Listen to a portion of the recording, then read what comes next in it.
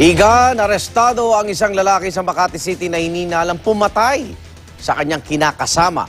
At narito ang unang balita ni Cecil Villarosa.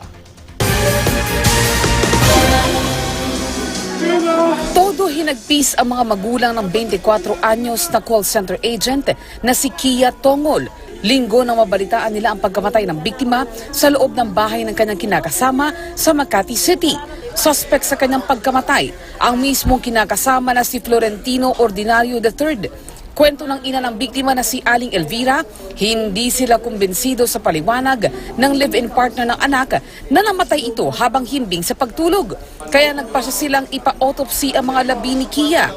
Sa death certificate ng biktima, nakasaad na asphyxia by strangulation ang kanyang ikinamatay batay sa autopsy ng SOCO.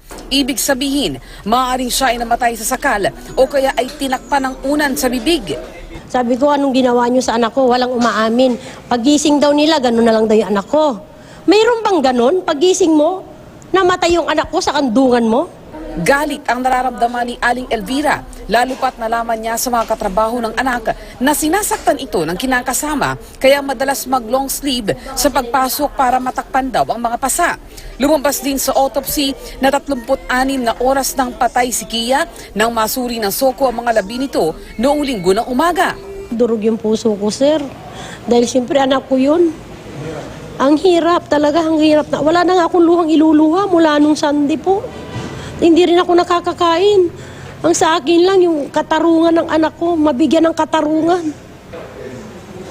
Managot ang dapat managot. Kahapon, agad din naaresto ang suspect na itinanggi ang krimen. Hindi ko po ginawa 36 hours. Pinakain ko pa po siya ng alas 9 ng gabi noon. Nanindigan din ang suspect na nagising na lang siya na wala ng buhay ang kinakasama. Nakatulugan ko din po kasi 1 linggo ko na pong inaalagaan din siya.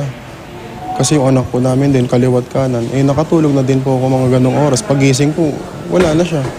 Ang tiyahin ng suspect na si Perlita Ordinario, sinabing nakita pa ng buhay si Kia noong gabi ng Sabado. Wala rin daw silang nadinig na nag-away o nagtalo ang dalawa. Pero Saturday night, buhay na buhay si Kia. Naglalakad pa talaga kasama yung anak niya. Naglaro pa sila sa labas ng Knowing may pamangkin, takot ho yan. Kahit ganyan kalaki katawan yan, duwag yan. Hindi ho gagawa ng ganito. Pero giit ng pulisya, sapat na ang mga nakalap nilang ebidensya para arestuhin at kasuhan ng murder ang suspect.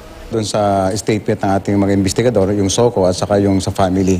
At apparently, lumalabas na parang doon sa ordinary impression ng ordinary person na nakita ay hindi, yung bangkay ay hindi namatay, hindi kamamatay lang. Kumbaga medyo meron ng amoy at lumobo na yung tiyan. Lumobo na yung tiyan ng biktima nung nai-report sa amin.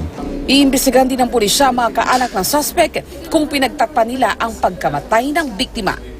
Para sa unang balita, Cecil Villarosa reporting.